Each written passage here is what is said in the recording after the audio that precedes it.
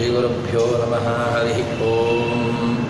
ಯೋಂತಃ ಪ್ರವಿಶ್ಯ ಮನೋವಾಚಲ್ಮಾಂ ಪ್ರಸುಪ್ತಾಂ ಸಂಜೀವಯತ್ಯಜರಶಕ್ತಿಧರಸ್ವಧಾಮ್ನಾ ಅನ್ಯಾಂಶ್ಚ ಹಸ್ತಚರಣಶ್ರವಣತ್ಪ್ರಗಾದೀನ್ ಪ್ರಾಣಾನ್ ನಮೋ ಭಗವತೆ ಪುರುಷಾಯ ತುಭ್ಯಂ. ಭವತಿ ಯದನಭಾವಾದೇಡಮೂಕೋಪಿವಾಗ್ನಿ ಜಡಮತಿರವಿಜಂತುರುಜಯತೆ ಪ್ರಾಜ್ಞಮೌಲಿಃ. ಸಕಲವಚನಚೇತೋ ದೇವತಾ ಭಾರತೀ ಸ ಭವಚತಾಂ ಸನ್ನಿಧಿಂ ಮಾನಸೇ ಚ. ತಪೋ ವಿದ್ಯಾ ವಿರಕ್ತ್ಯ ಸದ್ಗುಣೋ ಖಾಕರಾನಹಂ ವಾದಿರಾಜಗುರೋನ್ವಂದೇ ಹಯಗ್ರೀವಪದಾಶ್ರಯಾನ್. ಪೂಜ್ಯಾಯ ರಾಘವೇಂದ್ರಾಯ ಸತ್ಯಧರ್ಮರ್ತಾಯ ಚ ಭಜತಾಂ ಕಲ್ಪವೃಕ್ಷಾಯ ನಮತಾಂ ಕಾಮಧೇನವೇ. ಬ್ರಹ್ಮಚರ್ಯ ಹರಿಪ್ರೇತಿಸುವಿದ್ಯಾ ವಾದಶಾಲಿನಃ ಇಷ್ಟದಾನ್ ಕಷ್ಟಹರ್ತೃನ್ನಃ ವಿದ್ಯಾಮಾನ್ಯಾನ್ ಮುನೀನ್ ನಮಃ. ಶ್ರೀಗುರುಭ್ಯೋ ನಮಃ. ಹರಿ ಓಂ.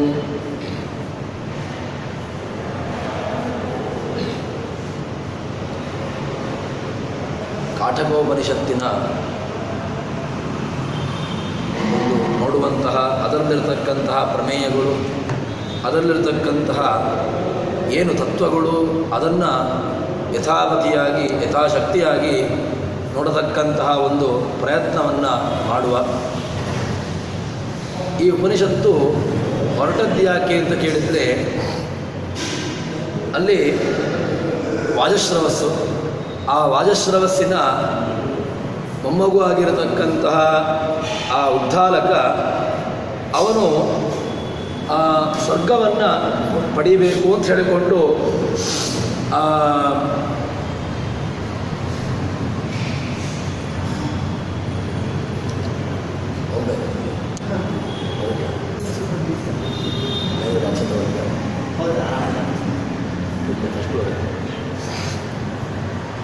ಆ ಮರಿಮಗು ಆಗಿರತಕ್ಕಂಥವನು ಅವನು ಸ್ವರ್ಗವನ್ನು ಪಡ್ಕೊಳ್ಬೇಕು ಅಂತ ಹೇಳಿಕೊಂಡು ಆಸೆ ಇತ್ತು.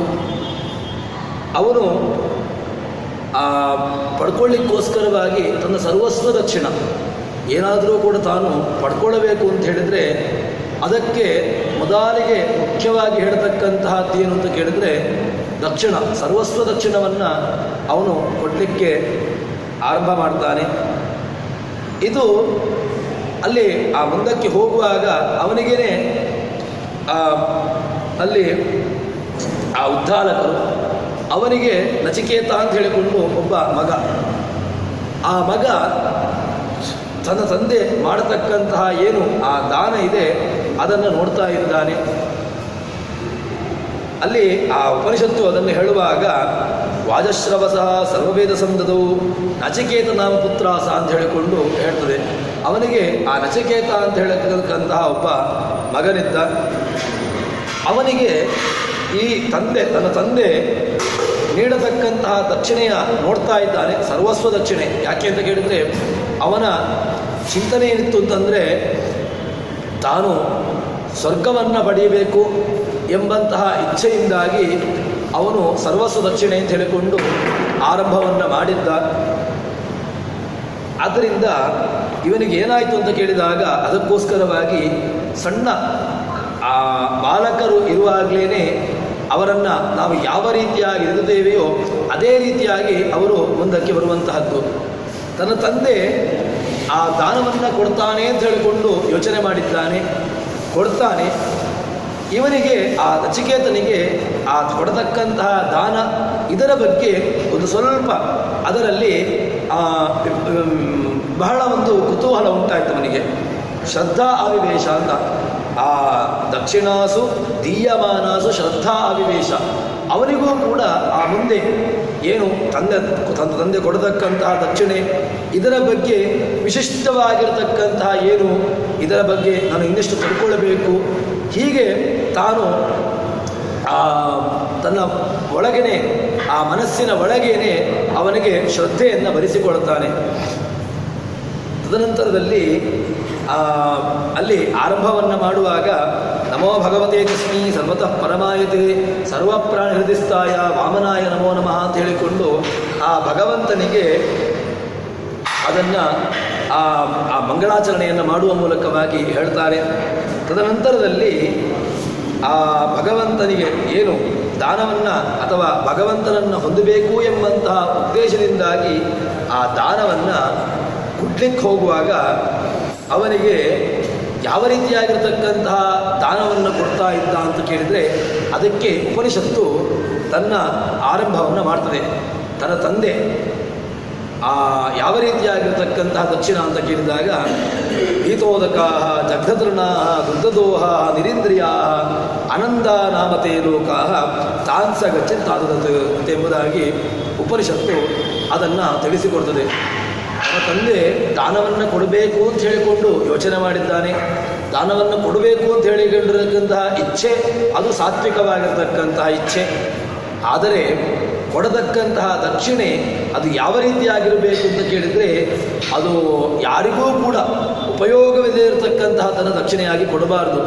ಇಲ್ಲಿ ತನ್ನ ತಂದೆ ಕೊಡ್ತಾ ಇದ್ದಾನೆ, ಅದು ಯಾವ ರೀತಿಯಾಗಿರ್ತಕ್ಕಂತಹ ತನ್ನ ಸಮೃದ್ಧವಾಗಿರ್ತಕ್ಕಂಥ ಸಂಪದ್ಭರಿತವಾಗಿದ್ದಾನೆ. ಆ ಸಂಪದ್ಭರಿತನಾಗಿರ್ತಕ್ಕಂತಹ ವ್ಯಕ್ತಿ ಅವನು ಹೇಳ್ತಾರೆ ಅಲ್ಲಿ ಪೀತೋದಕ ಜಗ್ಧತೃಣ ದುಗ್ಧದೋಹ ನಿರೀಂದ್ರಿಯ ಅಂತ ಹೇಳಿಕೊಂಡು ಆ ವಿಶೇಷಣವನ್ನು ಕೊಡ್ತಾರೆ. ಆ ದನಗಳನ್ನು ಕೊಡ್ತಾ ಇದ್ದಾರೆ.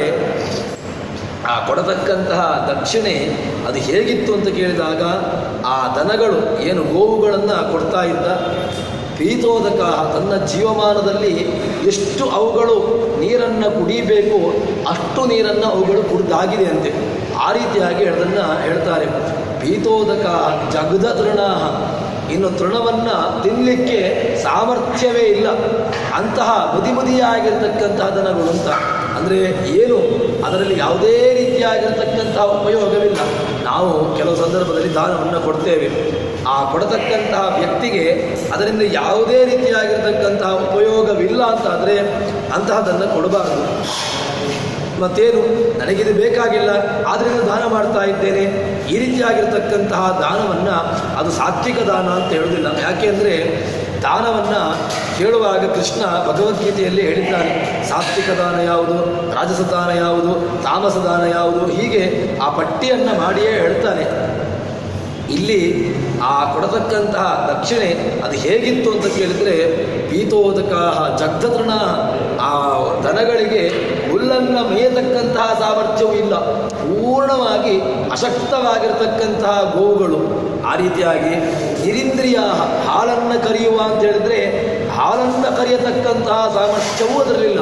ಆ ರೀತಿಯಾಗಿ ಆ ಒಂದು ರೀತಿಯಾಗಿ ಬರಡಾಗಿರ್ತಕ್ಕಂತಹ ದನಗಳನ್ನು ಅವನು ನಾನು ಬನ್ನಿ ನಾನು ಆ ಮೋಕ್ಷವನ್ನು ಪಡ್ಕೊಳ್ಳಬೇಕು, ನಾನು ಸ್ವರ್ಗವನ್ನು ಪಡ್ಕೊಳ್ಳಬೇಕು ಎಂಬಂತಹ ದೃಷ್ಟಿಯಿಂದಾಗಿ ನಾನು ಈ ದಾನವನ್ನು ನೀಡ್ತಾ ಇದ್ದೇನೆ ಅಂತ ಹೇಳಿಕೊಂಡು ತುಂಬ ಯಾವುದಕ್ಕೂ ಕೂಡ ಉಪಯೋಗವಿಲ್ಲದಿರತಕ್ಕಂತಹ ದನಗಳನ್ನು ಅವನು ನೀಡುತ್ತಾ ಇದ್ದಾನೆ. ಅನಂದಾನಾಮತೆ ಲೋಕ, ಅದರಿಂದಾಗಿ ಏನಾಗ್ತದೆ ಅಂತ ಕೇಳಿದರೆ ಅವನಿಗೆ ಸರಿ ಲೋಕವಾದರೂ ಕೂಡ ಒಳ್ಳೆಯ ಲೋಕವಾಗ್ತದೆ ಅಂತ ಕೇಳಿದರೆ ಆನಂದಾನಾಮಲೆ, ಆನಂದ ಅಲ್ಲ ಆನಂದ, ಅದರಲ್ಲಿ ಆನಂದವೇ ಇಲ್ಲ, ದುಃಖಭರಿತವಾಗಿರ್ತಕ್ಕಂತಹ ಲೋಕವನ್ನು ಹೊಂದಬೇಕಾಗ್ತದೆ.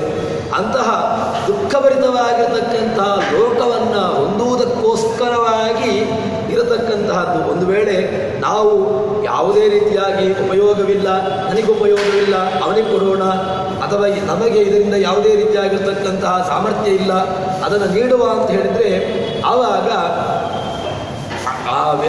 ಆ ವ್ಯಕ್ತಿಗೂ ಕೂಡ ಅದರಿಂದ ಯಾವುದೇ ರೀತಿಯಾಗಿರ್ತಕ್ಕಂತಹ ಪುಣ್ಯ ಇಲ್ಲ. ತೆಗೆದುಕೊಂಡಿರತಕ್ಕಂತಹ ವ್ಯಕ್ತಿಗೆ ಅದರಿಂದ ಏನಾದರೂ ಅವನಿಗೆ ಉಪಯೋಗ ಉಂಟಾ ಅಂತ ಕೇಳಿದ್ರೆ ಅವನಿಗೂ ಕೂಡ ಅದರಿಂದ ಯಾವುದೇ ರೀತಿಯಾಗಿರ್ತಕ್ಕಂತಹ ಉಪಯೋಗವಿಲ್ಲ. ಅನಂದಾನಾಮತೆ ಲೋಕಾಹ, ಅದನ್ನು ತಗೊಂಡ್ರೆ ಅದನ್ನು ಕೊಟ್ಟರೆ ಆನಂದ, ಯಾವುದೇ ರೀತಿಯಾಗಿರ್ತಕ್ಕಂತಹ ಉಪಯೋಗವಿಲ್ಲದಿರತಕ್ಕಂತಹ ಒಂದು ತಾನ್ಸ ಗಚ್ಚಿತಾದದ್ದು ಅದನ್ನು ತಂದೆ ಕೊಡ್ತಾ ಇದ್ದಾನೆ. ಮಗ ಅದನ್ನು ನೋಡ್ತಾ ಇದ್ದಾನೆ. ಮಗನ ಎದುರುಗಡೆಗೆ ಆ ತಂದೆ ಕೊಡ್ತಾ ಇದ್ದಾನೆ. ಆ ತಂದೆ ಯಾರು ತನಗಿಂತ ಯಾರು ಹಿರಿಯರಿದ್ದಾರೋ ಹಿರಿಯರಾಗಿರ್ತಕ್ಕಂಥವನ ಆ ವ್ಯವಸ್ಥೆಯನ್ನು ನೋಡಿ ಮೊದಲಿಗೆ ಯಾಕೋಸ್ಕರ ಇವನಿಗೆ ಶ್ರದ್ಧೆ ಹುಟ್ಟಿದ್ದು ಅಂತ ಕೇಳಿದರೆ ತಂದೆ ದಾನವನ್ನು ಕೊಡ್ತೇನೆ ಅಂತ ಹೇಳಿಕೊಂಡು ಏನು ಹೇಳಿದ್ದಾನೆ ಅದನ್ನು ನೋಡಿಯೇ ಮಗನಿಗೆ ಶ್ರದ್ಧೆ ಹುಟ್ಟಿರತಕ್ಕಂತಹದ್ದು. ಆದರೆ ತದನಂತರ ಏನಾಯಿತು ಅಂತಂದರೆ ಈ ತಂದೆಯ ಸ್ಥಿತಿ ಯಾವ ರೀತಿಯಾಗಿ ತಂದೆ ಕೊಡ್ತಾ ಇದ್ದಾನೆ, ಅದರಿಂದ ಯಾವುದೇ ರೀತಿಯಾಗಿರ್ತಕ್ಕಂತಹ ಉಪಯೋಗ ಇಲ್ಲ, ಅಂತಹ ನಿರುಪಯುಕ್ತವಾಗಿರ್ತಕ್ಕಂತಹ ದಾನವನ್ನು ಕೊಡ್ತಾ ಇದ್ದಾನೆ. ಅದನ್ನು ನೋಡಿ ನಿರಿಂದ್ರಿಯ ಅಂತ ಹೇಳಿಕೊಂಡು ಹೇಳ್ತಾರೆ. ಇಂದ್ರಿಯ ನಿರ್ವೀರ್ಯ, ಯಾವುದೇ ರೀತಿಯಾಗಿರ್ತಕ್ಕಂತಹ ಉಪಯೋಗವಿಲ್ಲದಿರ್ತಕ್ಕಂತಹ ಧನಗಳನ್ನು ಕೊಡ್ತಾ ಇದ್ದಾನೆ. ಅದಾದ ನಂತರ ಅವನಿಗೆ ಈ ಮಗನಿಗೆ ನಚಿಕೇತನಿಗೆ ತಂದೆ ಕೊಡ್ತಕ್ಕಂತಹ ದಾನವನ್ನು ನೋಡಿ ತಂದೆಯ ಬಳಿ ಪ್ರಶ್ನೆಯನ್ನು ಮಾಡಬೇಕು ಅನಿಸ್ತದೆ. ಸಹಜವಾಗಿ ಆಚಾರ್ಯರ ಮಧ್ವವಿಜಯದಲ್ಲಿ ಹೇಳುವಾಗ ಅಲ್ಲಿಯೂ ಕೂಡ ಹೇಳ್ತಾರೆ. ಹೇಗೆ ಅಂತ ಕೇಳಿದಾಗ ಅವರಿಗೆ ಆ ಲಿಖಿತ ಎಂಬಂತಹ ಒಂದು ಶಬ್ದದ ಅನ್ವಯ, ಅದರ ಪದದ ಅರ್ಥ ಗೊತ್ತಾಗದೇ ಇದ್ದಾಗ ಯಾರು ಪುರಾಣಿಕರಿದ್ದಾರೆ ಅಥವಾ ಆ ತಂದೆಯನ್ನೂ ಕೂಡ ಆಚಾರ್ಯರು ಪ್ರಶ್ನಿಸಿದರು ಅಂತ ಹೇಳಿಕೊಂಡು ಈ ರೀತಿಯಾಗಿ ಅಲ್ಲಿ ಅವರ ಆಚಾರ್ಯರ ಜೀವನ ಚರಿತ್ರೆಯಲ್ಲಿ ಹೇಳ್ತಕ್ಕ ಸಂದರ್ಭದಲ್ಲಿ ಆ ಮಧ್ವವಿಜಯದಲ್ಲಿ ಹೇಳ್ತಾರೆ. ಅದೇ ರೀತಿಯಾಗಿ ಈ ನಚಿಕೇತ ಅವನಿಗೆ ಸಹಜವಾಗಿ ಆ ಶ್ರದ್ಧೆ ಇರೋದರಿಂದಾಗಿ ಏನು ಮಾಡಿದ್ದಾನೆ ಅಂತಂದರೆ ತಂದೆಯ ಬಳಿಗೆ ಸಹಜವಾಗಿ ಕೇಳ್ತಾ ಇದ್ದಾನೆ. ಪಿತರಂ ಮಾಂ ಕಸ್ಮೈ ದಾಸ್ಯಸಿ. ತಂದೆಯ ಬಳಿಗೆ ಬಂದು ಮಗನು ಕೇಳತಕ್ಕಂತಹ ಪ್ರಶ್ನೆ ಏನು ಅಂತ ಕೇಳಿದರೆ, ನೀನೀಗ ಆ ಗೊಡ್ಡು ದನಗಳನ್ನು ಕೊಡ್ತಾ ಇದ್ದೀಯಾ, ಯಾವುದೇ ರೀತಿಯಾಗಿರ್ತಕ್ಕಂತಹ ಉಪಯೋಗದಿರ್ತಕ್ಕಂಥ ದನಗಳನ್ನು ಕೊಡ್ತಾ ಇದೆಯಾ, ನಾನೂ ಕೂಡ ನಿನಗೆ ಉಪಯುಕ್ತವಿಲ್ಲ ಅಂತ ಅನಿಸ್ತಾ ಇದ್ದೇನೆ. ಅದಕ್ಕೋಸ್ಕರ ನನ್ನನ್ನು ಯಾರಿಗೆ ಕೊಡ್ತೀಯಾ ಅಂತ ಹೇಳಿಕೊಂಡು ಮಗ ಕೇಳ್ತಾ ಇದ್ದಾನೆ ತಂದೆ ಹತ್ರ. ನಾನು ಕಸ್ಮೈ ದಾಸಸಿ ಅಂತ ಹೇಳಿಕೊಂಡು ಕೇಳಿದಾಗ ಒಮ್ಮೆ ಕೇಳ್ತಾನೆ. ಸಹಜವಾಗಿ ತಂದೆಯ ಮೇಲೆ ಗೌರವದಿಂದಾಗಿ ಒಮ್ಮೆ ಕರೆದು ಕೇಳ್ತಾನೆ, ನನ್ನನ್ನು ಯಾರಿಗೆ ಕೊಡ್ತೀರಿ ತಂದೆ ಅಂತ. ಮತ್ತೆ ಪುನಃ ಆ ತಂದೆಯ ಮಗನ ಮಾತನ್ನು ತಂದೆ ಕೇಳದಿದ್ದಾಗ ಮತ್ತೆ ಮತ್ತೆ ಮತ್ತೆ ಮತ್ತೆ ಅದರ ಮೇಲಿಂದ ಮೇಲೆ ಪ್ರಶ್ನೆಯನ್ನು ಮಾಡ್ತಾನೆ. ತೃತೀಯಂ ಅಂತ ಅಲ್ಲಿ ಅವನು ತಂದೆಯನ್ನು ಕೇಳಿದಾಗ ಅದಕ್ಕೆ ತಂದೆ ಹೇಳಿರತಕ್ಕಂತಹ ಮಾತು ಏನು ಅಂತ ಕೇಳಿದ್ರೆ, ಮೃತ್ಯವೇ ತ್ವದಾನಿ ಅಂತ ಹೇಳಿಕೊಂಡು ಆ ಮಗನಿಗೆ ನಚಿಕೇತನಿಗೆ ಒಂದು ರೀತಿಯಾಗಿ ಶಾಪದ ರೀತಿಯಲ್ಲಿ ಹೇಳ್ತಾರೆ. ನನ್ನನ್ನು ಮೃತ್ಯುವಿಗೆ ಕೊಡ್ತೇನೆ ಅಂತ. ಮೃತ್ಯುವಿಗೆ ಕೊಡುತ್ತೇನೆ ಅಂತ ಹೇಳಿದ್ರೆ ಸಹಜವಾಗಿ ಸತ್ತು ಹೋಗು ಅಂತ ಹೇಳಿಕೊಂಡು ಆ ರೀತಿಯಾಗಿರತಕ್ಕಂಥ ಮೃತ್ಯುವಿಗೆ ಕೊಡುವತಕ್ಕಂಥದ್ದು ಅಂತ ಹೇಳಿದರೆ ಮೃತ್ಯುವಿನ ಪಾಲಾಗುವುದು ಯಾವಾಗ? ಮೃತ್ಯುವಿನ ಪಾಲಾಗತಕ್ಕಂತಹದ್ದು ಅದು ಈ ಜೀವನ ಏನು ಶರೀರದ ರಹಿತನಾಗಿ ಇದ್ದಾಗ ಮಾತ್ರ ಅದು ಹೋಗತಕ್ಕಂತಹದ್ದು. ಹಾಗೆ ತಂದೆಯ ಕೇಳಿದಾಗ ಅವನಿಗೆ ಮಗನಿಗೆ ಹೇಳಿರ್ತಕ್ಕಂತಹ ಮಾತು ಏನು ಅಂತ ಕೇಳಿದಾಗ, ಮೃತ್ಯವೇ ತದಾನಿ, ನಿನ್ನ ಮೃತ್ಯುವಿಗೆ ಕೊಡ್ತೇನೆ, ಯಮನಿಗೆ ಕೊಡ್ತೇನೆ ಅಂತ ಹೇಳಿಕೊಂಡು ಆ ತಂದೆ ಮಾತನ್ನು ಹೇಳ್ತಾನೆ. ಸಣ್ಣ ಮಗು ನಚಿಕೇತ, ಏನು 6 ವರ್ಷದ ಮಗು, ಸಹಜವಾಗಿ ತಂದೆ ನನ್ನನ್ನು ಯಮನಿಗೆ ಕೊಡ್ತೇನೆ ಅಂತ ಹೇಳಿಕೊಂಡು ಏನು ಮಾಡ್ತಾನೆ ಅಂತ ಕೇಳಿದ್ರೆ, ಮಾಂ ದತ್ವಾಪಿ ದತೇ ಗಾವೋ ದಾತವ್ಯ ಈದೃಶ ಇತಿ ವಾಚಪುತ್ರ ತಂಬಾಲಂ ಶಶಾಪಿತಾ ಸ್ವಯಂ. ಆ ಭಗವಂತನ ಏನು ನೀನು ಮಗ ತಡಿತಾನೆ, ನೀನು ನನ್ನನ್ನು ಕೊಡ್ತೀಯಲ್ವಾ, ನನ್ನನ್ನು ಕೊಟ್ಟರೂ ಕೂಡ ಬರುವಾಗಿಲ್ಲ, ಆದರೆ ಇಂತಹ ಒಂದು ದನಗಳುಂಟಲ್ವ, ಯಾವ ಕಾರಣಕ್ಕೂ ಕೂಡ ದಾನ ಅಂತ ಕೊಡಬೇಡ. ಯಾಕೆ? ಯಾವುದೇ ರೀತಿಯಾಗಿರ್ತಕ್ಕ ಉಪಯುಕ್ತವಿಲ್ಲದಿರ್ತಕ್ಕಂತಹದ್ದನ್ನು ನೀನು ಕೊಡಬೇಡ, ಅದಕ್ಕೋಸ್ಕರವಾಗಿ ನನ್ನನ್ನು ತಡಿತಾ ಇದ್ದೇನೆ ಅಂತ ಹೇಳಿಕೊಂಡು ತಂದೆಯನ್ನು ಮಗ ತಡಿತಾನೆ. ವಾಚಪುತ್ರಂ ತಂಬಾಲ, ಆ ರೀತಿಯಾಗಿರ್ತಕ್ಕಂತಹ ಮಾತನ್ನು ತಂದೆಗೆ ಮಗ ಹೇಳಿದಾಗ ತಂ ಶಶಾಪ ಪಿತಾ ಸ್ವಯಂ, ಮಗನಿಗೆ ತಂದೆ ಶಾಪವನ್ನು ಕೊಡ್ತಾನಂತೆ. ಮೃತ್ಯವೇ ತುದಾನಿ, ನಿನ್ನನ್ನು ಮೃತ್ಯುವಿಗೆ ಕೊಡ್ತೇನೆ, ನೀನು ಮೃತ್ಯುವಿನ ವಶನಾಗು ಎಂಬುದಾಗಿ ಹೇಳಿದಾಗ ಸಹಜವಾಗಿ ಹುಡುಗ ಬುದ್ಧಿ, ಆ ಬಾಲಕ ಬುದ್ಧಿ ಏನೂ ಹೆದರಲಿಲ್ಲಂತೆ. ಅವನು ಮಗ ಹೇಳಿರತಕ್ಕಂತಹ ಮಾತು, ಆ ನಚಿಕೇತ ಹೇಳಿರತಕ್ಕಂತಹ ಮಾತು ತುಂಬ ಅದ್ಭುತವಾಗಿರತಕ್ಕಂತಹ ಮಾತನ್ನು ಅವನು ಹೇಳ್ತಾನೆ. ಅದೇನು ಅಂತ ಕೇಳಿದಾಗ, ಬಹೂನಾಂ ಏವಿ ಪ್ರಥಮ ಬಹೂನಾಂ ಏವಿ ಮಧ್ಯಮ ಕಿಂ ಶಿವದ್ಯವಸ್ಯ ಕರ್ತವ್ಯಂ ಯನ್ಮಯಾದ್ಯ ಕರಿಷ್ಯತಿ.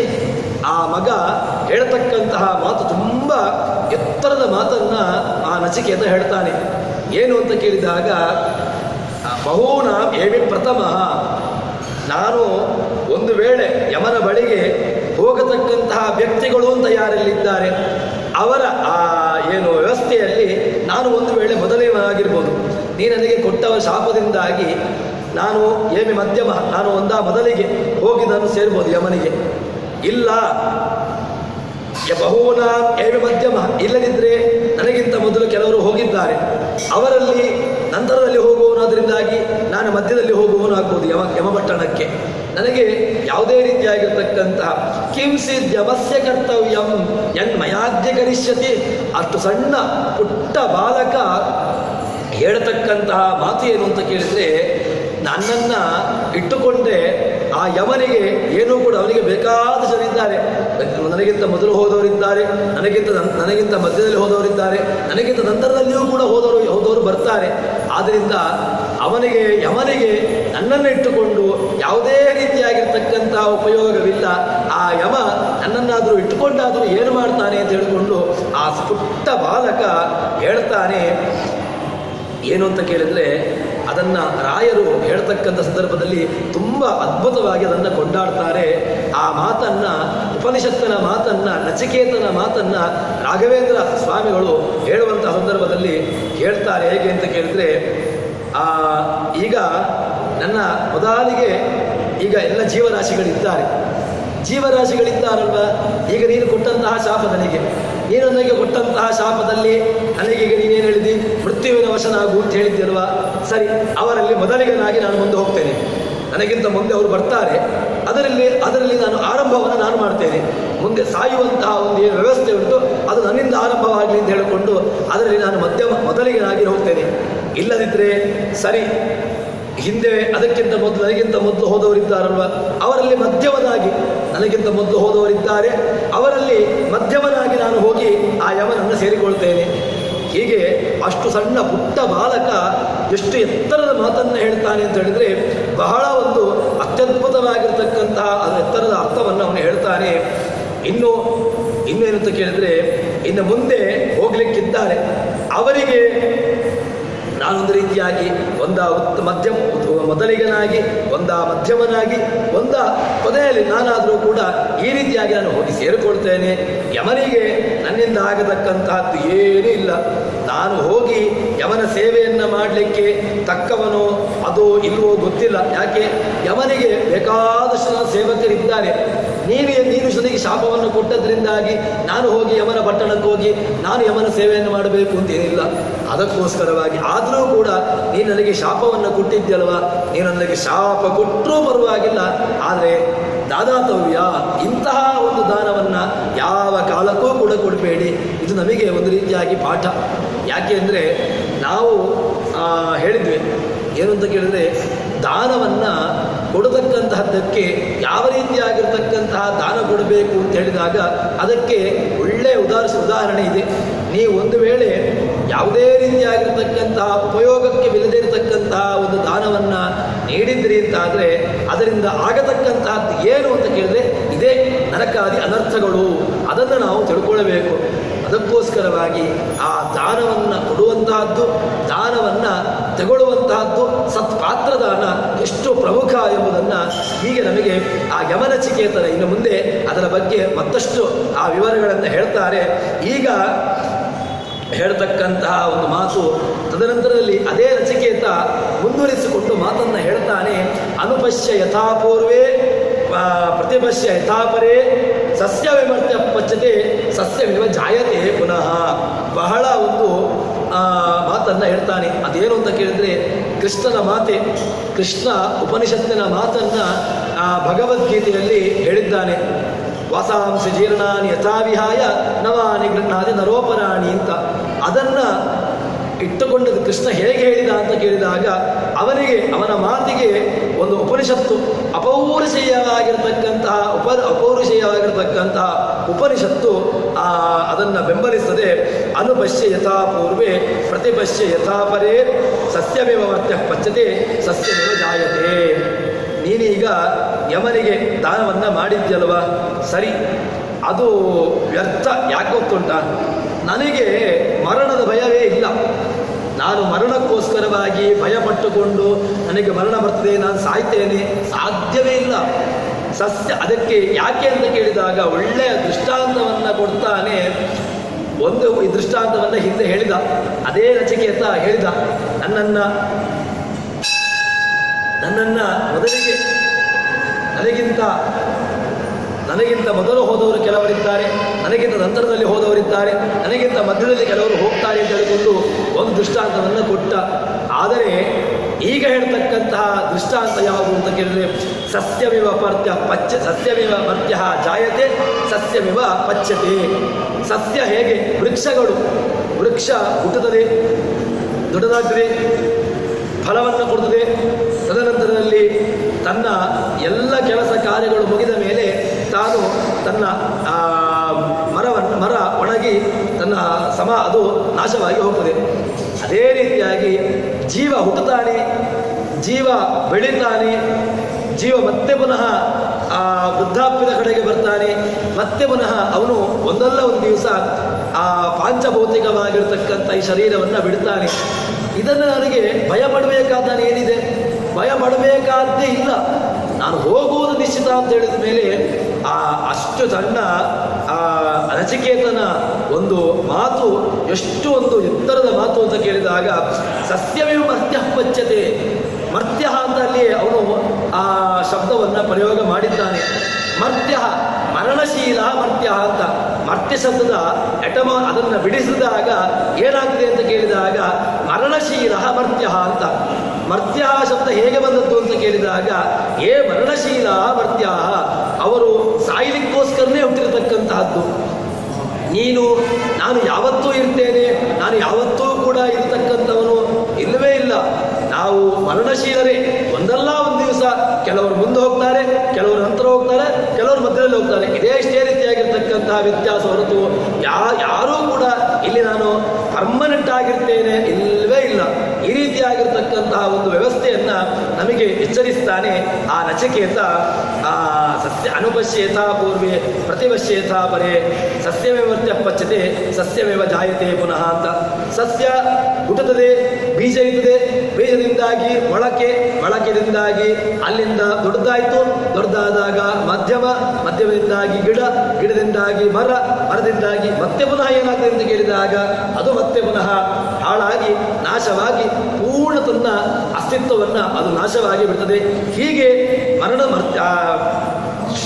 ಜೀವಿಯೂ ಕೂಡ ತಾನು ಹುಟ್ಟುತ್ತಾನೆ, ಒಂದಲ್ಲ ಒಂದು ದಿವಸ ಇಲ್ಲಿಂದ ತನ್ನ ಕಾರ್ಯವನ್ನು ಮುಗಿಸಿ ತಾನು ಮುಂದಕ್ಕೆ ಹೋಗುವಂತಹದ್ದು.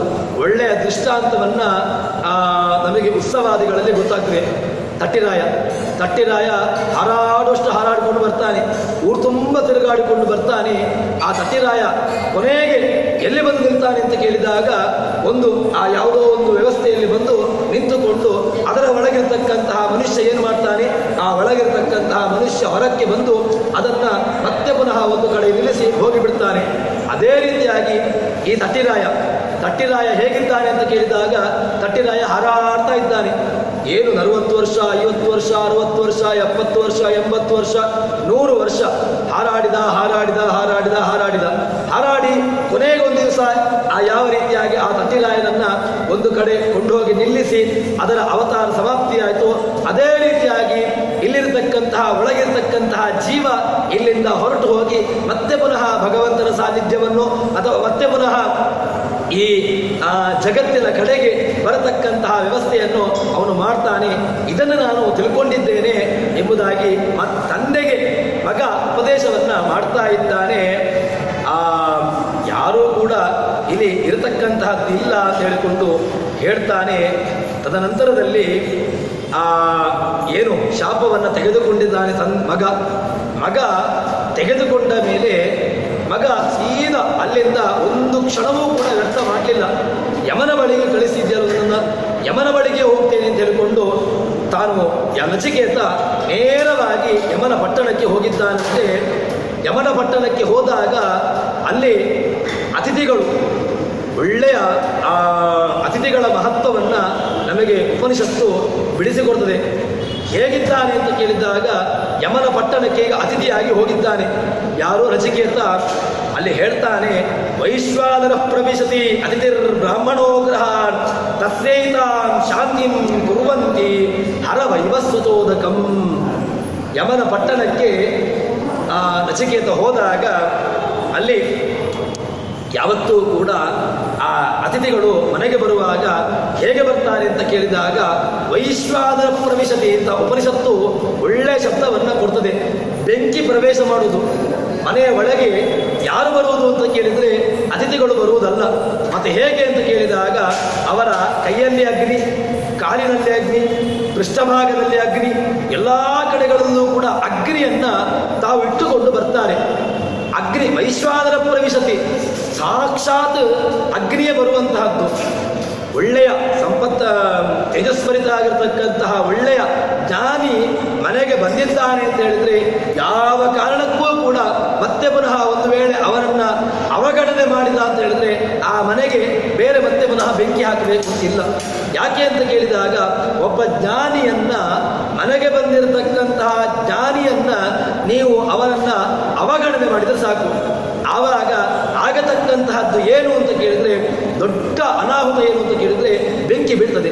ಎಲ್ಲಿಗೆ ಬೆಂಕಿ ಬೀಳ್ತದೆ ಅಂತ ಕೇಳಿದರೆ ಇಡೀ ಮನೆ ಅಂತ ಹೇಳಿದರೆ ವಂಶಕ್ಕೇನೆ ಅದು ಬೆಂಕಿ ಬೀಳ್ತದೆ ಅಂತ ಎಂಬುದಾಗಿ ನಮಗೆ ಉಪನಿಷತ್ಕಾರರು ನಮ್ಮನ್ನು ಎಚ್ಚರಿಸ್ತಾರೆ. ವೈಶ್ವಾನರ ಪ್ರವೇಶದಿ. ಈಗ ನಚಿಕೇತ ಯಮನ ಪಟ್ಟಣಕ್ಕೆ ಹೋಗಿದ್ದಾನೆ.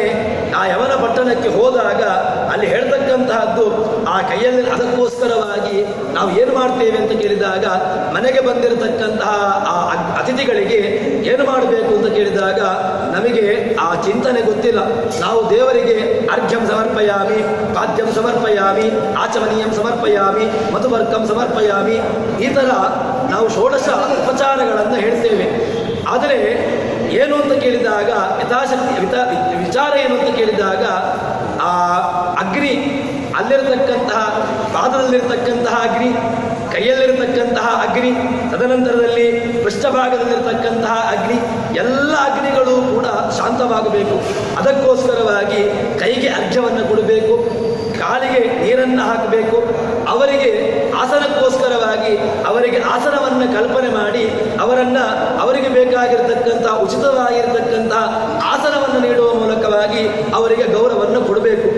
ಹೀಗೆ ಗೌರವವನ್ನು ಕೊಟ್ಟಾಗ ಅಲ್ಲಿ ಏನಾಗ್ತದೆ ಅಂತ ಕೇಳಿದಾಗ ಕೈಗೆ ಕೊಟ್ಟಿರತಕ್ಕಂತಹ ನೀರಿನ ಮೂಲಕವಾಗಿ ಕೈಯಲ್ಲಿರತಕ್ಕಂತಹ ಅಗ್ನಿ ಶಾಂತವಾಗ್ತದೆ. ಕಾಲಿಗೆ ಹಾಕಿರತಕ್ಕಂತಹ ನೀರಿನ ಮೂಲಕವಾಗಿ ಕಾಲಿನಲ್ಲಿರತಕ್ಕಂತಹ ಅಗ್ನಿ ಶಾಂತವಾಗ್ತದೆ. ಇನ್ನು ಪೃಷ್ಠಭಾಗದಲ್ಲಿರತಕ್ಕಂತಹ ಅಗ್ನಿ ಅವರನ್ನು ಕುಳ್ಳಿರಿಸುವ ಮೂಲಕವಾಗಿ ಅವರನ್ನು ಯಥೋಶಕ್ತಿಯಾಗಿರ್ತಕ್ಕಂತಹ ಉಪಚಾರಗಳನ್ನು ನೀಡುವ ಮೂಲಕವಾಗಿ ನೀಡಿದಾಗ ಪೃಷ್ಠಭಾಗದಲ್ಲಿರತಕ್ಕಂತಹ ಅಗ್ನಿ ಅದು ಶಾಂತವಾಗ್ತದೆ. ತದನಂತರದಲ್ಲಿ ಅವರ ವೈಶ್ವಾನರ ಅಗ್ನಿ, ಅವರ ಹೊಟ್ಟೆಯಲ್ಲಿರ್ತಕ್ಕಂತಹ ಅಗ್ನಿಯನ್ನ ಶಾಂತ ಮಾಡುವುದಕ್ಕೋಸ್ಕರವಾಗಿ ಅವರಿಗೆ ಉಚಿತವಾಗಿರತಕ್ಕಂತಹ ಯಥಾಶಕ್ತಿಯಾಗಿರ್ತಕ್ಕಂತಹ ಒಂದು ಅನ್ನಾದಿಗಳನ್ನು ಅಥವಾ ಉಚಿತವಾಗಿರತಕ್ಕಂತಹ ಏನು ಶಾಖ ಭಾಗಗಳನ್ನು ನೀಡಿದಾಗ ಅವರ ಹೊಟ್ಟೆಯಲ್ಲಿರ್ತಕ್ಕಂತಹ ಅಗ್ನಿ ಅದು ಶಾಂತವಾಗ್ತದೆ. ಹೀಗೆ ಅಗ್ನಿ, ಆ 5 ಅಗ್ನಿಗಳನ್ನು ಶಾಂತ ಮಾಡಬೇಕು. ತನ್ಮೂಲಕವಾಗಿ ಅವರನ್ನು ಯಾರು ಅನುಗ್ರಹಕ್ಕೆ ಒಳಗಾಗ್ತಾರೋ ಅಂತಹ ಯಾರು ಅತಿಥಿ ಇದ್ದಾನೋ ಅವನು ಮನೆಯಲ್ಲಿ ಒಳ್ಳೆಯ ರೀತಿಯಲ್ಲಿರ್ತಕ್ಕಂತಹ ಸಮೃದ್ಧಿಯಾಗಲಿ, ಅವರಿಗೆ ಎಲ್ಲ ರೀತಿಯಾಗಿರ್ತಕ್ಕಂತಹ ಉಚಿತವಾಗಿರ್ತಕ್ಕಂತಹ ಏನೆಲ್ಲ ಸಂಪತ್ತುಗಳು ಬೇಕೋ ಅದು ಬರಲಿ ಎಂಬುದಾಗಿ ತಾನು ಸಹಜವಾಗಿ ಅದನ್ನು ಹೇಳಿ ಹೋಗ್ತಾನೆ. ಅದಕ್ಕೋಸ್ಕರವಾಗಿ ಒಬ್ಬ ಅಧ್ಯಯನ ಮಾಡಿರ್ತಕ್ಕಂತಹ ಒಬ್ಬ ಯಾವ ವಟು ಇದ್ದಾನೋ ಅಥವಾ ಒಬ್ಬ ಬ್ರಾಹ್ಮಣ ಇದ್ದಾನೋ ಅಥವಾ ಬ್ರಹ್ಮಚಾರಿ ಇದ್ದಾನೋ ಅವರನ್ನು ಸುಮ್ಮನೆ ನಾವು ಒಂದು ಕ್ಷಣ ಅವರನ್ನು ಅವಗಣನೆ ಮಾಡಿದರೆ ಸಾಕು, ನಮ್ಮ ನಮ್ಮ ಅಧಪತನ ಅದು ನಿಶ್ಚಿತ ಎಂಬುದನ್ನು ನಮಗೆ ಉಪನಿಷತ್ತುಕಾರರು ನಮ್ಮನ್ನು ಎಚ್ಚರಿಸ್ತಾ ಇದ್ದಾರೆ. ಅದನ್ನು ಹೇಳತಕ್ಕಂತಹದ್ದು ವೈಶ್ವಾನರ ಪ್ರವಿಶತಿ ಅತಿಥಿ. ಯಾರು ಅತಿಥಿ ಶಬ್ದಕ್ಕೆ ಅರ್ಥ ಏನು ಅಂತ ಕೇಳಿದರೆ ನಮಗೆ ತಿಥಿ ಗೊತ್ತಿದ್ದು ಬರುವಂತಹದಲ್ಲ. ಯಾವುದೇ ರೀತಿಯಾಗಿರ್ತಕ್ಕಂತಹ ಏನು ಗೊತ್ತಿಲ್ಲದೆ ಬರತಕ್ಕಂಥವನು ಅವನನ್ನು ಅತಿಥಿ ಎಂದು ಕರೆಯುವಂತಹದ್ದು. ಮನೆಯನ್ನು ಕಟ್ಟುವುದು ಯಾಕೆ, ನಮ್ಮ ಮನೆಗಳು ಯಾಕೋಸ್ಕರ ಇರುವಂತಹದ್ದು ಅಂತ ಕೇಳಿದಾಗ ಆ ಮನೆಯಲ್ಲಿ ಬ್ರಾಹ್ಮಣ ಸತ್ಕಾರ, ಅತಿಥಿ ಸತ್ಕಾರ, ಸ್ವಧಾ ಸ್ವಾಹ ಇತ್ಯಾದಿಗಳು. ಸ್ವಧಾ ಸ್ವಾಹ ಅಂದರೆ ಸ್ವಧಾ ಅಂತ ಹೇಳಿದರೆ ಅಲ್ಲಿ ಮಿತ್ರ ಕಾರ್ಯಗಳು, ಸ್ವಾಹ ಅಂತ ಹೇಳಿದರೆ ಅಲ್ಲಿ ಯಾಗಾದಿ ಕರ್ಮಗಳು. ಇದೆರಡೂ ಕೂಡ ಎಲ್ಲಿ ಸ್ವಧಾ ಸ್ವಾಹಾಕಾರ ಇಲ್ಲವೋ ಅದನ್ನು ಸ್ಮಶಾನ ತುಲ್ಯಾನಿ ಅಂತ ಹೇಳ್ತಾರೆ. ಸದಾ ಸ್ವಾಹಾಕಾರಗಳು ಇಲ್ಲದೇ ಇರತಕ್ಕಂತಹ ಗ್ರಹಗಳು ಶ್ಮಶಾನ ತುಲ್ಯ ಅಂತ. ಈ ಎರಡೂ ಕೂಡ ಅತ್ಯಂತ ಆ ಮನೆಯಲ್ಲಿ ಮಾಡಿಕೊಂಡು ಅದನ್ನು ನಿಷ್ಠೆಯಿಂದ ಮಾಡಿಕೊಂಡು ಅತಿ ಸತ್ಕಾರ, ಬ್ರಾಹ್ಮಣ ಸತ್ಕಾರ ಎಲ್ಲವನ್ನೂ ಮಾಡಿಕೊಂಡು ಯಾರು ತನ್ನ ನಡೆಸಿಕೊಂಡು ಹೋಗ್ತಾ ಇರ್ತಾನೋ ಅವರಿಗೆ, ಅಂಥವರಿಗೆ ಒಳ್ಳೆಯ ರೀತಿಯಾಗಿರ್ತಕ್ಕಂತಹ ಅನುಗ್ರಹ ಆಗ್ತದೆ ಎಂಬುದಾಗಿ ಹೇಳ್ತಾರೆ. ತಸ್ಮೈತಾಂ ಶಾಂತಿಂ ಕುರುವಂತಿ ಹರ ವೈವಸುತೋದಕಂ. ವೈವಸುತ ಅವರನ್ನು ಅರ್ಘ್ಯ ಪಾದ್ಯಾದಿಗಳನ್ನು ನೀಡಿ ಅವನಿಗೆ ಉಪಚಾರಗಳನ್ನು ಮಾಡು ಎಂಬುದಾಗಿ ಹೇಳ್ತಾರೆ. ಆದರೆ ಇದಕ್ಕಿಂತ ಹಿಂದೆ ಇದು ಯಮನೇ ಹೇಳಿರ್ತಕ್ಕಂತಹ ಮಾತು. ವಾಸ್ತವಿಕವಾಗಿ ಏನು ಅಂತ ಕೇಳಿದರೆ, ನಚಿಕೇತ ತನ್ನ ಮನೆಯಿಂದ ಹೊರಟಾಗ ಯಮ ಅಲ್ಲಿ ಇರಲಿಲ್ಲ. ತಾನು ಯಮಪಟ್ಟಣದಲ್ಲಿ ಇರಲಿಲ್ಲಂತೆ. 2 ದಿವಸಗಳ ಕಾಲ ನಚಿಕೇತ ಆ ಯಮಪಟ್ಟಣದ ಹೊರಗಡೆ ತಾನು ಕೂತುಕೊಂಡಿದ್ದಾನೆ. ಶ್ಯಾಮಲಾದೇವಿ ಒಳಗಿದ್ದಾಳೆ. ಶ್ಯಾಮಲಾದೇವಿ ಒಳಗಿದ್ರೂ ಕೂಡ ಶ್ಯಾಮಲಾದೇವಿಗೆ ತನ್ನ ಪತಿ ಇಲ್ಲದೆ ಅವಳ ಬಂದಿರತಕ್ಕಂತಹ ಯಾರು ಆ ಜ್ಞಾನಿ ಇದ್ದಾನೆ ಅವನನ್ನು ಮನೆಯ ಒಳಗೆ ಕರೆದುಕೊಳ್ಳಿಕ್ಕಾಗುವುದಿಲ್ಲ. ಅದಕ್ಕೋಸ್ಕರವಾಗಿ ಅಲ್ಲಿ ಆಗಿದ್ರೂ ಕೂಡ ಆ ನಚಿಕೇತ ಮನೆಯ ಹೊರಗಿದ್ದಾನೆ. ತದನಂತರದಲ್ಲಿ 2 ದಿವಸಗಳ ನಂತರ ಯಮ ಬಂದಾಗ ಆ ಯಮ ಹೇಳತಕ್ಕಂತಹ ಮಾತು, ವೈಶ್ವಾನರ ನಮ್ಮ ಮನೆಗೆ ಬೆಂಕಿ ಬಿದ್ದಿದೆ. ನನಗೆ ಈಗ ನಾನು ಒಂದು ವೇಳೆ ಈ ಬಂದಿರತಕ್ಕಂತಹ ಅತಿಥಿಯನ್ನು ನಾನು ಅವರನ್ನು ಅವಗಣನೆ ಮಾಡಿದೆ ಅಂತ ಹೇಳಿದರೆ ನನ್ನ ಯಮಪಟ್ಟಣಕ್ಕೇನೆ ಬೆಂಕಿ ಬೀಳ್ತದೆ. ಅದಕ್ಕೋಸ್ಕರವಾಗಿ ನನಗೆ ಈ ಶ್ಯಾಮಲಾದೇವಿ ಈ ಉದಕವನ್ನು ತಂದು ಈ ಬ್ರಹ್ಮಚಾರಿಯನ್ನು ಅವರ ಆ ಅತಿಥಿಯ ಆ ಶಾಂತಿ ಅದನ್ನು ಅವನಿರತಕ್ಕಂತಹ ಅಗ್ನಿಯನ್ನು ಶಾಂತಗೊಳಿಸಬೇಕು ಎಂಬುದಾಗಿ ಹೀಗೆ ಹೇಳ್ತಾರೆ. ತದನಂತರದಲ್ಲಿ ಹೇಳ್ತಾರೆ, ಸ ಜಗಾವ ಯಮಂಬಾರು ಬ್ರಹ್ಮಚಾರಿ ಯಮಸ್ಯತು. ಅವನು ಇದನ್ನು ಭಾಷೆಯಲ್ಲಿ ಹೇಳುವಾಗ ಹೇಳ್ತಾರೆ, ಸ ಜಗಾವ ಹೊರಟು ಬಿಟ್ಟ, ನೇರವಾಗಿ ಯಮನ ಪಟ್ಟಣಕ್ಕೆ ಹೋದ. ಬ್ರಹ್ಮಚಾರಿ ಕೇವಲ ಆ ಬ್ರಹ್ಮನ ವ್ಯವಸ್ಥೆಯಲ್ಲಿ, ಕೇವಲ ಬ್ರಹ್ಮನ ತಿಳುವಳಿಕೆ ಅಥವಾ ಬ್ರಹ್ಮಜ್ಞಾನದ ವ್ಯವಸ್ಥೆಯಲ್ಲಿ ತಾನಿರತಕ್ಕಂತಹದ್ದು. ಅವನು ದತ್ವಾ ಸಂಪೂಜ್ಯಮಾನೋಪಿ ಜಗ್ರಾಹಾರ್ಘ್ಯಾದಿಕಮನತು. ಶ್ಯಾಮಲಾದೇವಿ ಬರ್ತಾಳೆ. ಶ್ಯಾಮಲಾದೇವಿ ಬಂದು ಅವನಿಗೆ ಅರ್ಘ್ಯ ಭಾಗ್ಯಾದಿಗಳನ್ನು ಕೊಡ್ತಾರಂತೆ.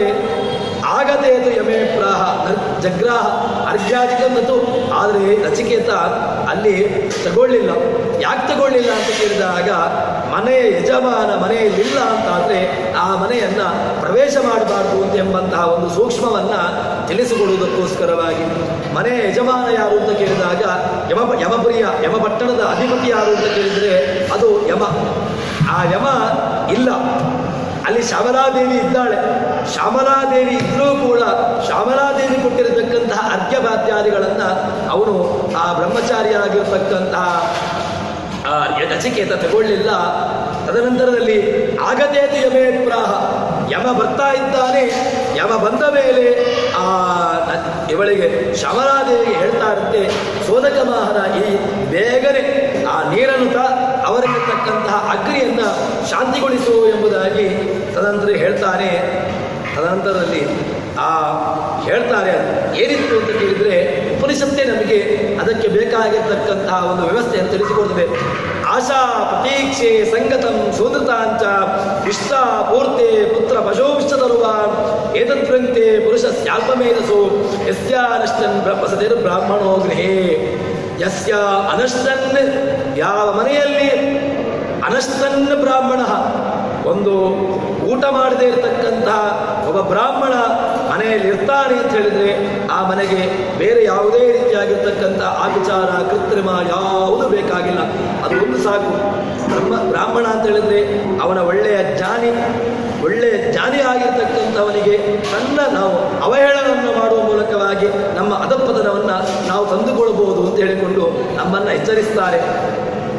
ಏನು ಅಂತ ಕೇಳಿದರೆ, ಇದು ಮುಖ್ಯವಾಗಿ ಯಾರಿಗೆ ಹೇಳ್ತಕ್ಕಂತಹದ್ದು ಅಂತ ಕೇಳಿದರೆ, ಮುಖ್ಯವಾಗಿರ್ತಕ್ಕಂತಹ ಆ ಎಲ್ಲ ಕಾರ್ಯಗಳು ಇರತಕ್ಕಂತಹದ್ದು ಯಾರಿಗೆ ಅಂತ ಕೇಳಿದರೆ ಗೃಹಸ್ಥಾಶ್ರಮಿಗೆ. ಗೃಹಸ್ಥಾಶ್ರಮಿ ಏನು ಮಾಡಬೇಕು ಅಂತ ಕೇಳಿದಾಗ ಅವನಿಗೆ ಇರತಕ್ಕಂತಹದ್ದು ನಿಯಮನೇ ಅದು. ಯಾವುದು ತಾನು ಎಲ್ಲ ರೀತಿಯಾಗಿರ್ತಕ್ಕಂತಹ ಯಜ್ಞವನ್ನು ಮಾಡಬೇಕು.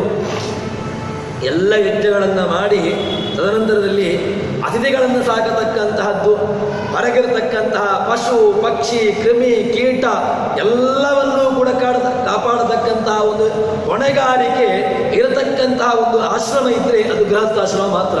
ಬ್ರಹ್ಮಚಾರಿಗೆ ಏನಿಲ್ಲ, ಸಮಸ್ಯೆ ಇಲ್ಲ. ಯಾಕೆ ಬ್ರಹ್ಮಚಾರಿಗೆ ನಿಯಮ ಏನು ಅಂತ ಕೇಳಿದ್ರೆ, ಅವನಿಗೆ ಕೇವಲ ಬ್ರಹ್ಮಜ್ಞಾನದಲ್ಲಿ ತನ್ನನ್ನು ತೊಡಗಿಸಿಕೊಳ್ಳುವುದು. ಬ್ರಹ್ಮಚಾರಿಗೆ ಯಾವುದೇ ರೀತಿಯಾಗಿರತಕ್ಕಂತಹ ಕಟ್ಟುಪಾಡುಗಳಿಲ್ಲ. ಇನ್ನು ಸನ್ಯಾಸಿಗೆ ಯಾವುದೇ ಸಮಸ್ಯೆ ಇಲ್ಲ. ಅವರೂ ಕೂಡ ಯಾವ ರೀತಿಯಾಗಿ ಭಗವಂತನ ಪಾಠ ಪ್ರವಚನ ಇತ್ಯಾದಿಗಳಲ್ಲಿ ತನ್ನನ್ನು ತಾನು ತೊಡಗಿಸಿಕೊಳ್ಳುವಂತಹದ್ದು. ಆದರೆ ಗೃಹಸ್ಥಾಶ್ರಮಿ ಅವನು ಯಾವ ರೀತಿಯಾಗಿ ಕೂಡ ತಪ್ಪಿಸಿಕೊಳ್ಳಿಕ್ಕಿಲ್ಲ, ಎಲ್ಲವನ್ನೂ ಕೂಡ ಮಾಡಬೇಕು. ಅವನು ಆ ಒಳಗಿನಿಂದ ಹಿಡ್ಕೊಂಡು ಏನು ಒಳಗಿನಿರ್ತಕ್ಕಂತಹ ಆ ಯಜ್ಞಗಳು, ಆ ಯಜ್ಞಗಳನ್ನು ಮಾಡಬೇಕು. ತದನಂತರದಲ್ಲಿ ಬಾಹ್ಯವಾಗಿರ್ತಕ್ಕಂತಹ ಏ ಭೂತಾ ಪ್ರಚರತಿ ದಿವಾನಕ್ತಂ ತೇಭ್ಯೋ ಹರಾಮಿ ಬಲಿ ಪುಷ್ಟಿಂದ ಧಾತು ಅಂತ ಹೇಳಿಕೊಂಡು ಹೊರಗಿರತಕ್ಕಂತಹ ಬಲಿಯನ್ನು ನೀಡುವ ಮೂಲಕವಾಗಿ ಕ್ರಿಮಿ ಕೀಟ ಪಶು ಎಲ್ಲವನ್ನೂ ಕೂಡ ಕಾಪಾಡತಕ್ಕಂತಹ ಅವರನ್ನು ಏನು ನೋಡತಕ್ಕಂತಹ ಒಂದು ಜವಾಬ್ದಾರಿ ಗೃಹಸ್ಥಾಶ್ರಮಿಗಿರುವಂತಹದ್ದು. ಅದೇ ರೀತಿಯಾಗಿ ಇಲ್ಲಿ ಈಗ ಹೇಳ್ತಕ್ಕಂತಹದ್ದು, ಗೃಹಸ್ಥಾಶ್ರಮಿಗೆ ಮನೆಯಲ್ಲಿ ಅತಿಥಿಯಾಗಿ ಬಂದಿದ್ದಾನೆ ಒಬ್ಬ. ಆ ಅತಿಥಿಯಾಗಿ ಬಂದಿರತಕ್ಕಂತಹ ಮನೆಗೆ ಅವನಿಗೆ ಏನಾಗಿದ್ದಾನೆ, ಅವನ ಮನೆಯಲ್ಲಿ ಒಂದು ವೇಳೆ ಯಾರಾದರೂ ಒಬ್ಬ ಉಪವಾಸವನ್ನು ಮಾಡಿಕೊಂಡು ಅವನಿದ್ದಾನೆ ಅಂತಾದರೆ ಅದು ಏನಾಗ್ತದೆ ಅಂತ ಕೇಳಿದರೆ ಅವನಿಗೆ ಎಲ್ಲ ನಾಶ ಆಗಿಬಿಡ್ತದೆ ಅವನದ್ದು.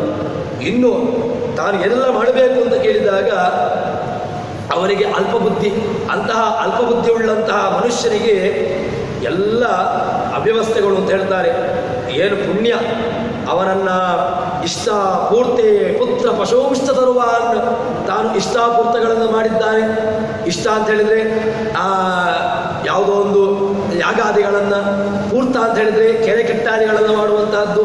ಒಂದು ಗ್ರಾಮಕ್ಕೆ ಒಳ್ಳೆಯದಾಗಲಿ, ಒಂದು ಗ್ರಾಮದ ಅಥವಾ ಒಂದು ರಾಷ್ಟ್ರಕ್ಕೆ ಒಳ್ಳೆಯದಾಗಲಿ ಅಂತ ಹೇಳಿಕೊಂಡು ಏನೋ ಒಂದು ರೀತಿಯಾಗಿರ್ತಕ್ಕಂತಹ ವ್ಯವಸ್ಥೆಯನ್ನು ಮಾಡಿದ್ದಾನೆ. ಇದರಿಂದ ಬಂದಿರತಕ್ಕಂತಹ ಪುಣ್ಯ.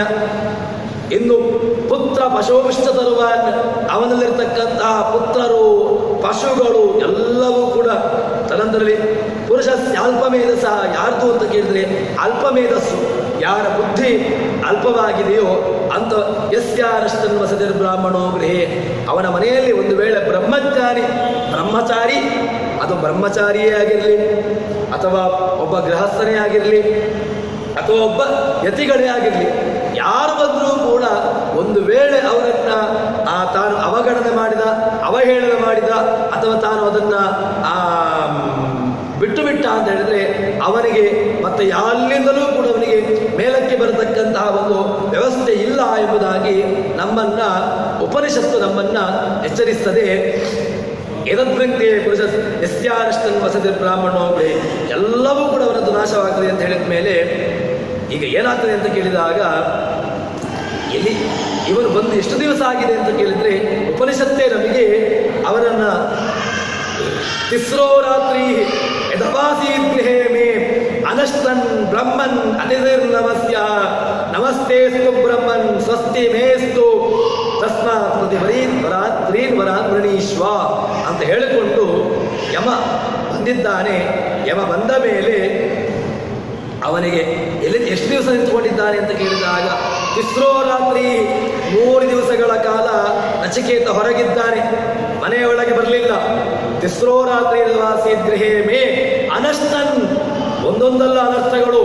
3 ರಾತ್ರಿ ಮನೆ ಒಳಗಾದ್ರೂ ಕರೆದ್ರೂ ಒಂದು ವ್ಯವಸ್ಥೆ, ಮನೆಯ ಒಳಗೂ ಬರಲಿಲ್ಲ ಅತಿಥಿ.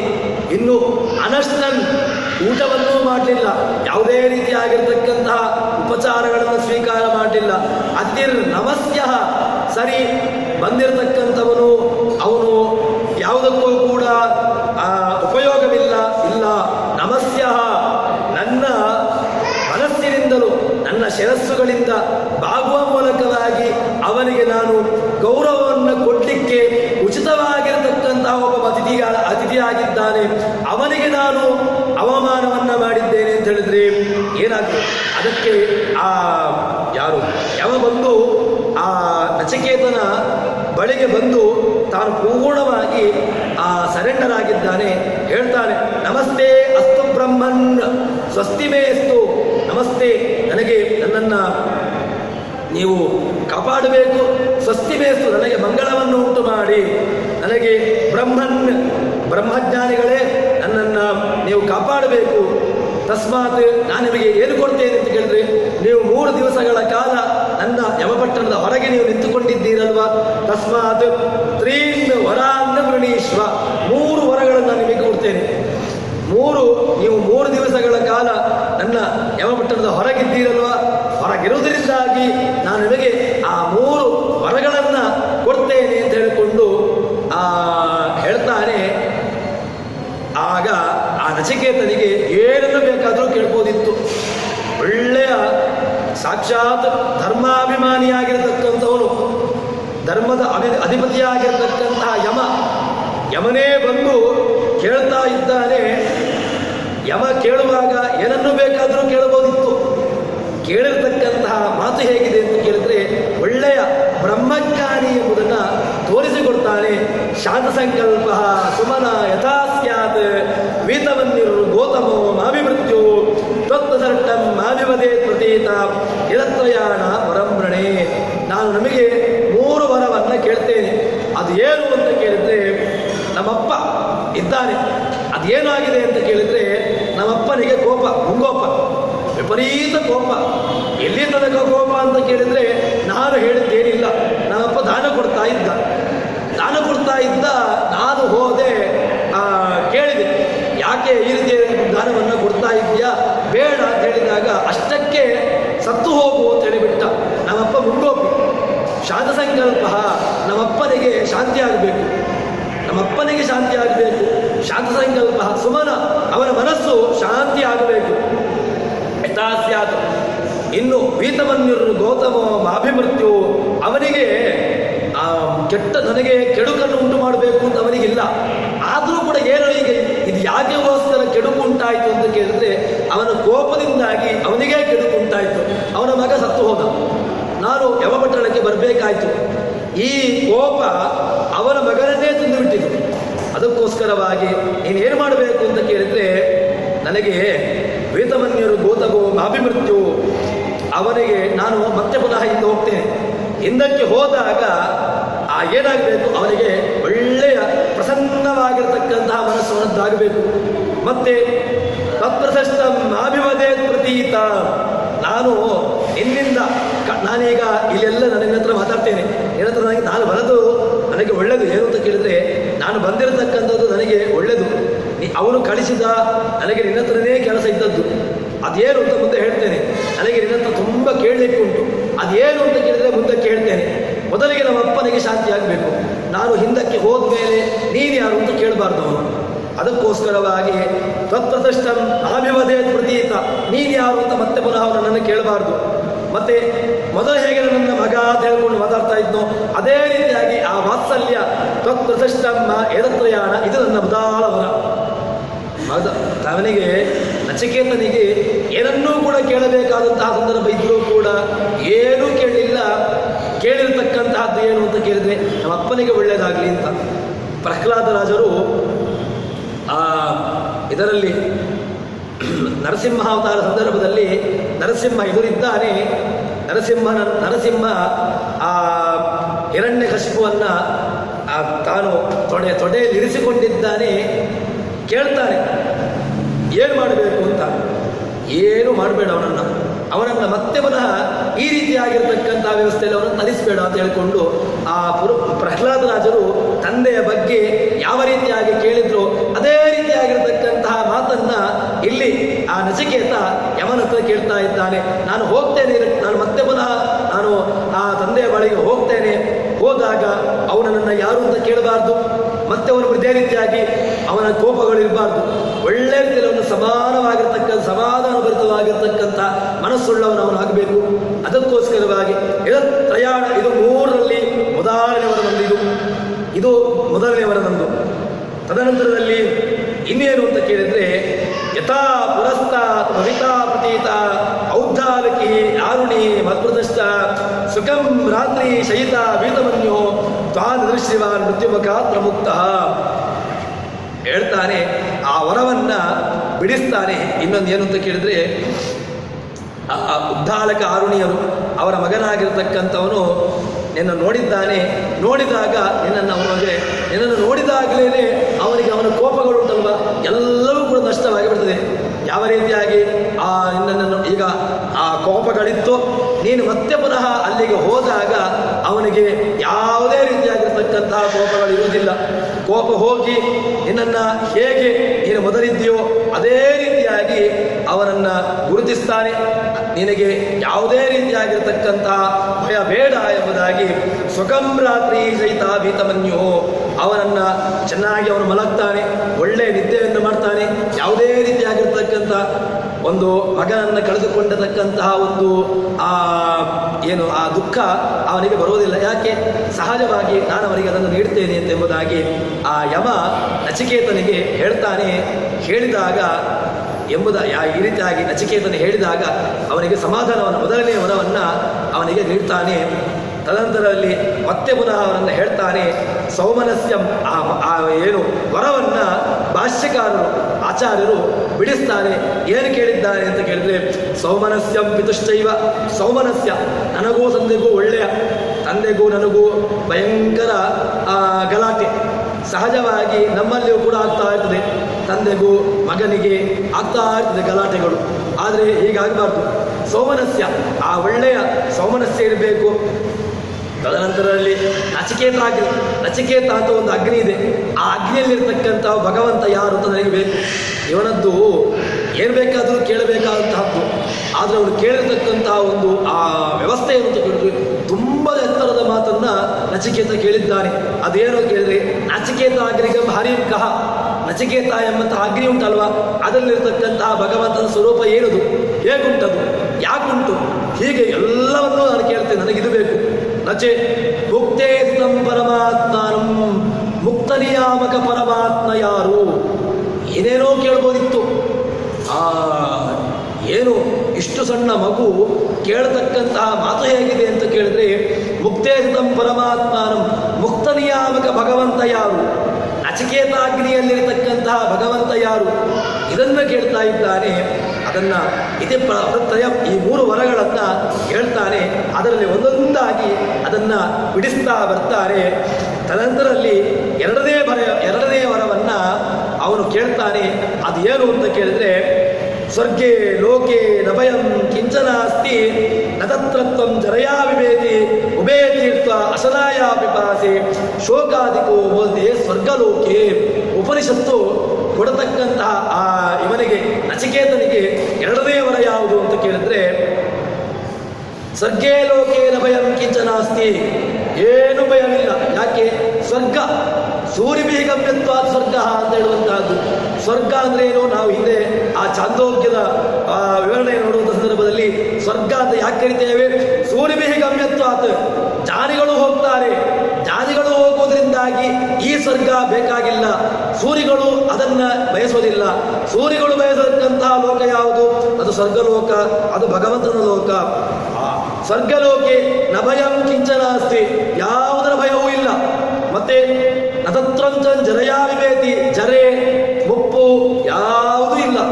ಜರೆ ಬಂತು, ಬಾಲ್ಯ ಕೌಮಾರ ವಾರ್ಧಕ್ಯ ಇಲ್ಲವೇ ಇಲ್ಲ. ನತತ್ರಂಚನ್ ಜರಯಾ ವಿಭೇತಿ. ಮತ್ತೆ ಉಭೇ ತೀರ್ಥ ಅಶನಾಯ ವಿಪಾಸೆ, ಅಶನವೂ ಬೇಡ ವಿಪಾಸವೂ ಇಲ್ಲ. ಅಶನ ಬಾಯಾರಿಕೆ, ಹಸಿವು ಬಯಾರಿಕೆ ಇಲ್ಲವೇ ಇಲ್ಲ.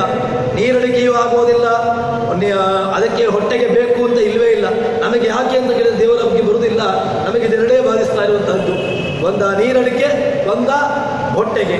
ಎರಡೂ ಕೂಡ ಬಿತ್ತು ಅಂತ ಹೇಳಿದ್ರೆ ದೇವರು ಬೇಡ ದೇವರ ಬಗ್ಗೆ ಗೊತ್ತೇ ಆಗುವುದಿಲ್ಲ. ಈ ರೀತಿಯಾಗಿ ಉಭಯ ತೀರ್ಥ ವಶನಾಯ ವಿಭಾಸಿ ಶೋಕಾದಿಕೋ ಬೋಧೆ ಸ್ವರ್ಗಲೋಕೆ. ಈ ಯಾವುದೂ ಕೂಡ ಇಲ್ಲದೆ ಇರತಕ್ಕಂತಹ ವ್ಯವಸ್ಥೆಯಲ್ಲಿ ಅವನ ಸುಖವನ್ನು ಅನುಭವಿಸ್ತಾನೆ. ಈ ರೀತಿಯಾಗಿರ್ತಕ್ಕಂತಹ ಸುಖವು ಅವನಿಗೆ ಸಿಗ್ತದೆ ಎಂಬುದಾಗಿ ಈ ಎರಡನೆಯ ವರದ ಆರಂಭವನ್ನ ಮಾಡಿದ್ದಾರೆ. ಆ ಎರಡನೆಯ ವರ ಇನ್ನಷ್ಟು ಅದಕ್ಕಿರತಕ್ಕಂತಹ ವಿವರಣೆ, ಅದರ ಇನ್ನಷ್ಟು ವಿಸ್ತಾರವಾಗಿರತಕ್ಕಂತಹ ರೂಪವನ್ನು ಮುಂದೆ ಸೇರಿದಾಗ ನೋಡೋಣ ಅಂತ ಹೇಳುವಲ್ಲಿ ಅಧಿಪತಿಯಾಗಿರ್ತಕ್ಕಂತಹ ವಾಮನ ರೂಪಿ ಪರಮಾತ್ಮನಲ್ಲಿ ಪಾದರ್ಪಿಸ್ತೇನೆ. ಯಸ್ಸರ್ವಣ ಸಂಪೂರ್ಣ ಸರ್ವದೋಷ ವರ್ಜಿತ ಪ್ರಿಯತಾಂ ಪ್ರಿಯದೇ ಬಾಲಂ ವಿಷ್ಣುರ್ಮೇ ಪರಮಸ್ವರತ.